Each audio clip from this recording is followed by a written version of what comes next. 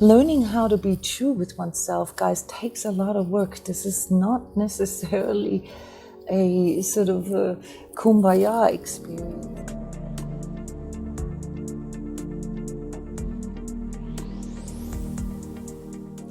Welcome everybody to our energy tips. My name is Jona Bryndis. This is a live event here, our daily sacred self on Skype. So we welcome all of you energetically sensitives from all over the world. I want to get started with a little recap. If you had a bit of a rough time, especially physically, now then know that you are not alone. These energies here last week were very intense for energetically sensitives, and it was all around our inner vision, our ability to see through things. And this is sort of the energy of these incoming July momentums. Yeah, it's this needing more clarity and knowing or finding ways how to get this. So this week's energy tips here for week 27, June 26th till July 2nd, is going to be a little calmer. And in fact, it's actually going to be a lot calmer for most of you if you can find peace in that inner stillness. All right, so this is the time where we need to learn how to let go and how to regulate these outer intensities. It means we have to be fully present at all times, and we need to be home. So if you look at your own body, your not just your physical body, but also your emotional, your mental, your spiritual, and your energetic body as your home, all right, then you can maybe better understand why some of these things in our life that we can't seem to shake off, like these unresolved things from our childhood, trauma, or things that seem to repeat like a Groundhog Day, why we can't seem to shake them off. And that is because they are part of this home, okay? It's like you have a water damage somewhere in your house, and running away from it or ignoring it or painting it over isn't really going to help with it. It isn't going to remove it. So this week here is about this internalization, to realize what it actually is that is playing out, that attachment that is coming into realization here, into manifestation. What is your attachment? Where is, this need to distract yourself, the need to get this outer validation, or to be somebody that you're not? Where is this coming from? Yeah, and the only way to really get to this place is to actually go home, go inside of yourself and embody, fill yourself up with your inner truth, with your truth. And that comes with, being honest with yourself and looking at the things such as true intentions, true motivations. Why am I even doing this? What is even in this for me? When you do that, and especially when you do this consciously, when you literally sort of dedicate some time to be fully present, say you can, take a Sunday afternoon and you create a little bit of an altar, and you turn on a candle and have a piece of paper and pen there, and you write something down that reflects, the deeper inner you. Okay, and go into this sort of ceremonial being present with yourself. This is not the same as caving in or freezing. So a lot of you misunderstand, this internalization process as as silent suffering or pulling it all in. This is not what I'm talking about. What I'm talking about is actually witnessing it. Yeah, so where you can feel and experience everything from within, but at the same time observe it without stepping out of your home. So most of us, when we try to see things for what they are, we are too afraid to feel it from within. So we step outside and then we look at our house from the outside. And what this does is that we inevitably look at ourselves through the eyes of others. And to fully embody and fully be present, and also to give ourselves this unconditional permission to be, all right, we need to see ourselves through our own eyes and trying to move beyond just seeing yourself through your own eyes, to see yourself with the same eyes the divine sees you, that allows you to go into deeper connection with yourself and your inner higher power. It allows you to go into this communion with higher power, with the divine within, and gaining this clarity that is needed to move on, that is needed to plow through all these external interferences that we are experiencing right now. So learning how to be true with oneself, guys, takes a lot of work. This is not necessarily a sort of a kumbaya experience, okay? This is also where New Age and some of this spiritual misfiguration comes from, that enlightenment would be such a joyful experience. It will become a joyful experience if somebody can cultivate this as a way of being. But this transition from, living in some house of cards or not fully being present in your own home, to fully accepting truth and also the limitations that come with it, that's not necessarily a pleasurable experience, okay? It's like a grounding of all our magical thinking and so forth. So this is the kind of work that a lot of people try to avoid. And so instead we go into this fantastical or mystical with it. And there's a lot that we can learn from the mystical, don't get me wrong.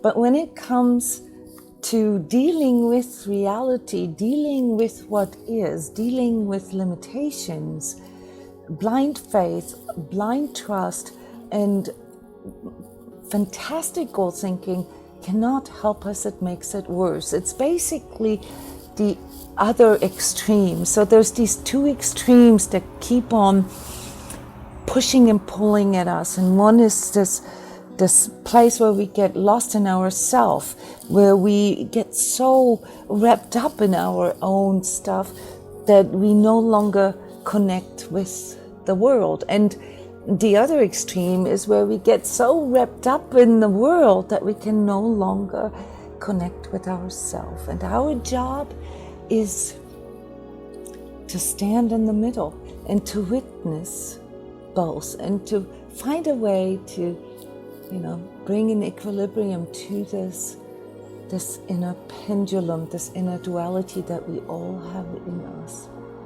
Yeah, so basically what we need here for this next week is a perspective change. So if you notice that you're looking at yourself too much from the perspective of outside of yourself, through the eyes of others, then you need to learn how to counterbalance this a little bit by disciplining yourself to look at things through your own eyes. And if you notice that you are so wrapped up with yourself and seeing everything as personal and everything relating to you, hostility, frustration, impatience, all that, resentments, contempt, all these things that are currently happening in 3D, it's very easy to get into this place of like, this is all their fault and this is going against me and I have to defend myself. If you find yourself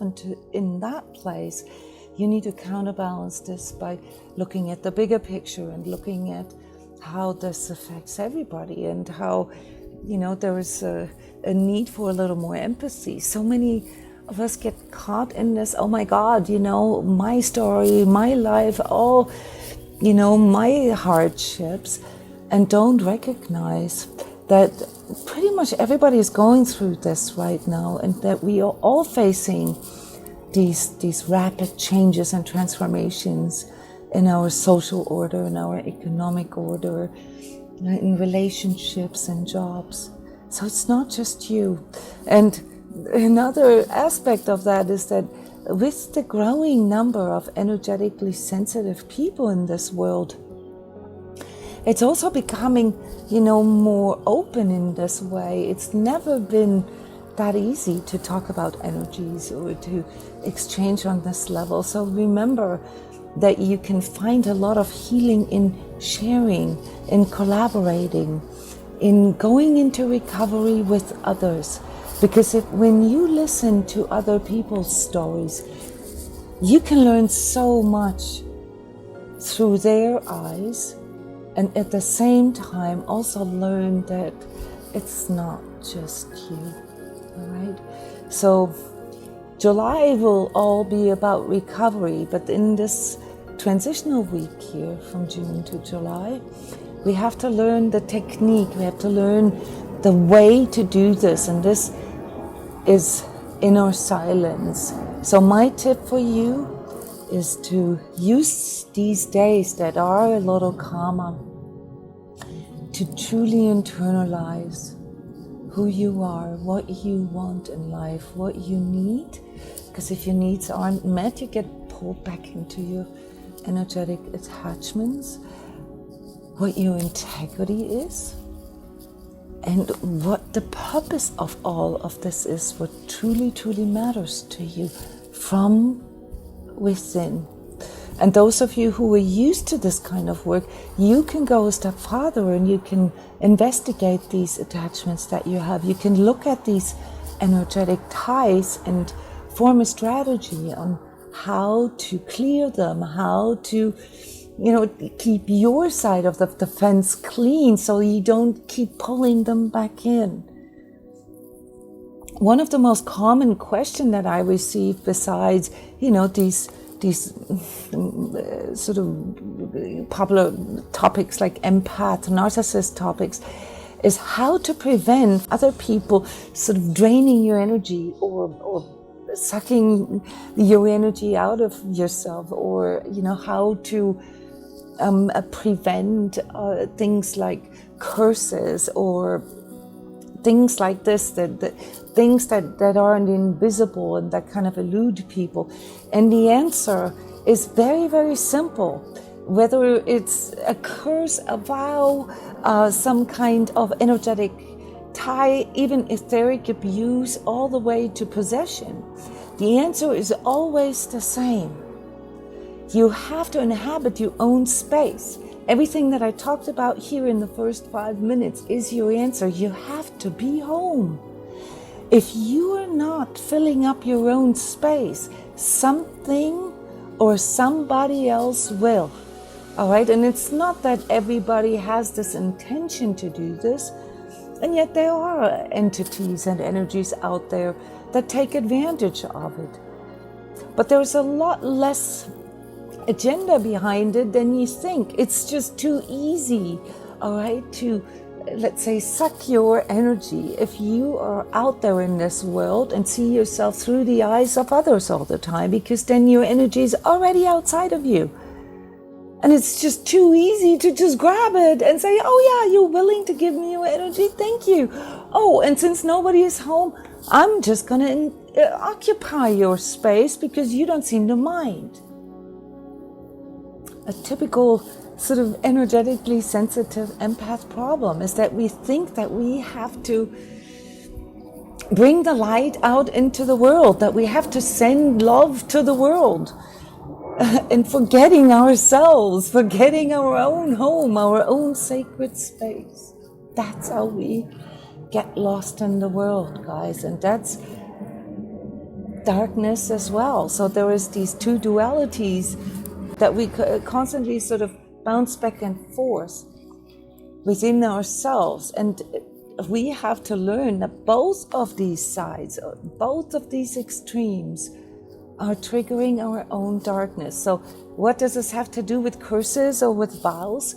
We have an attachment to these people. We give this power to these people that do this consciously or unconsciously. And in that way, we are pulling it back in. So when we do clearings with people, when we do etheric surgery with people, the biggest problem is not to remove those energetic attachments. The biggest problem is to teach the person how not to pull them back in, because that completely eludes the person how, or us, how we pull these things back in. And one of the ways is through us, basically fixating on it, basically, constantly thinking of this, constantly feeling that somebody's attacking or something is attacking us. And in that way, we are feeding it. In that way, we're energizing it. So this is my energy tip here, utilizing this time from the 26th of June to 2nd of July. Let's move on to talking a little bit about your experiences. What's the main message coming across to you right now?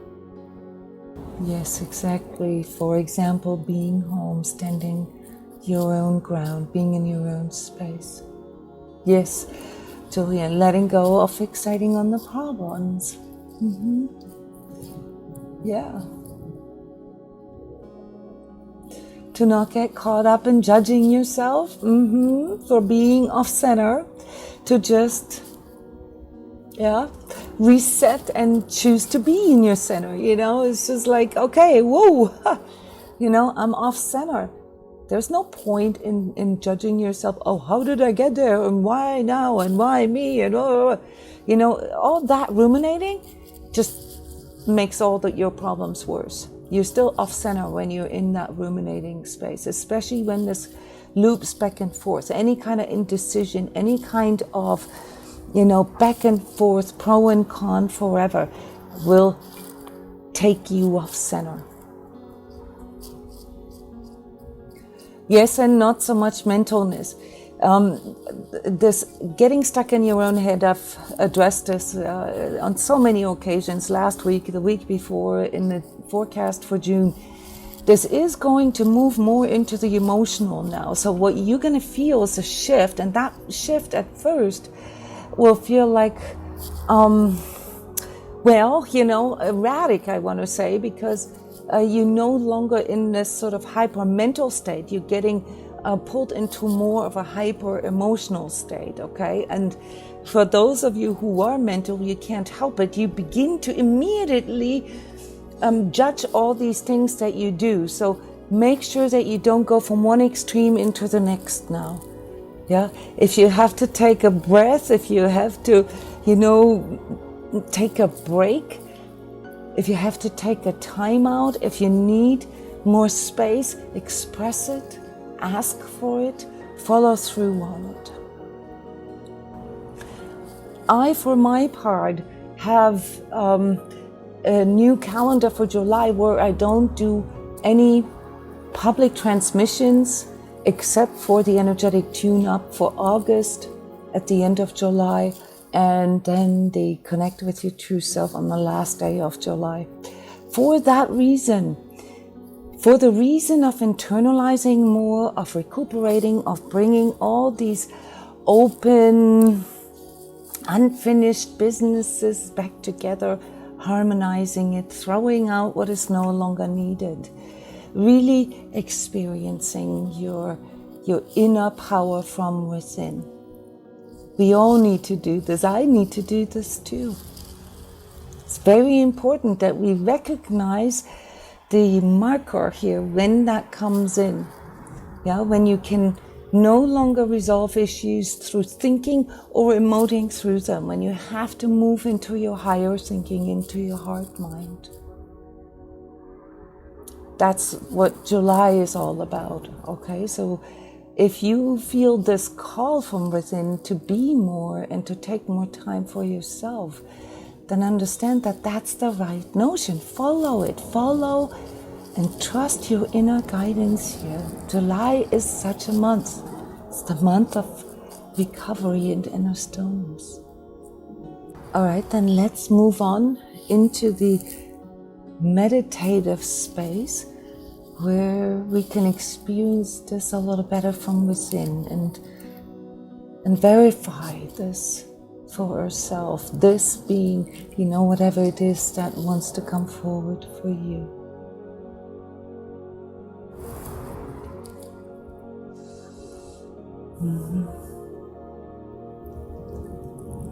It's very gentle, very loving. Lots going on right now, guys. As energetically sensitive, don't be afraid.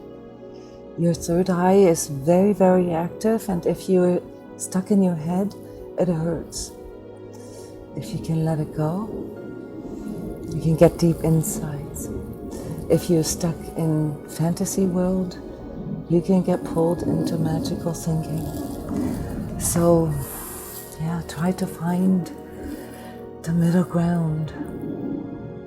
Yes, try to find a way to see things through your heart mind. You got shivers down through your spine, yeah. I went very deep, I blipped out completely.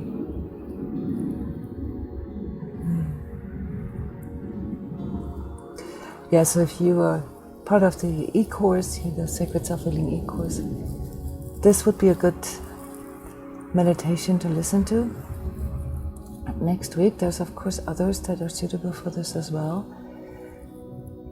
But this or any of my 5-minute energy alignments on SoundCloud, guys, they're all freely available. They can help you to go into this inner silence, this inner center, this heart mind very, very quickly. Don't think that it's complicated. It doesn't have to be in a certain way. You just have to arrive home. Okay, everyone. If you're part of the Sacred Self-Healing community, Sunday, we're going to do the forecast for July and also the discussion thereof. So you're going to be part of this. And if you would like to work July energies, there's still time to sign up for the energetic tune-up session tomorrow at 5 p.m. This is a deep energetic clearing and healing session with a live webinar afterwards where I do readings for the participants. Yeah, giving you a forecast for your personal challenges and opportunities for July. All right, everyone. Have a good time out. Have a good time being, and treating yourself in a gentle, loving way. I see you next week. Bye-bye.